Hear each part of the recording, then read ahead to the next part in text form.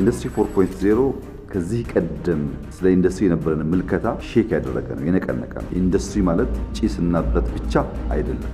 ለምንድን ነው ይሄ የሆነው? ለምሳሌ በእኛ በኤአይ ዩኒቨርሲቲ ውስጥ ራሱ ኤአይ የቦርድ አባል 1.6 ቢሊዮን ተበድረ 10 ቦታ በትነህ ቆርቆሮ ብትጠፈጥፍ ዋጋ የለውም።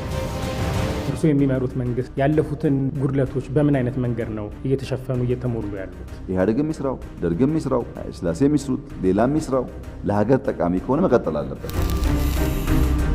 የባህር በር ማጣታችን ያሳደረው ጫና ምን ያህል ነው? ለምንድን ነው የሆርሙዝ ስትሪፕን ማስከፈት የዓለም አጀንዳ የሆነው?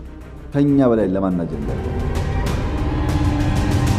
ኢትዮጵያ የባህር በር ባለቤት ካልሆነች ሰፈሩ አይለወጥም፣ ሰፈሩ ሰላም አያገኝም፣ የዓለም ንግድም ይስተጓጎላል።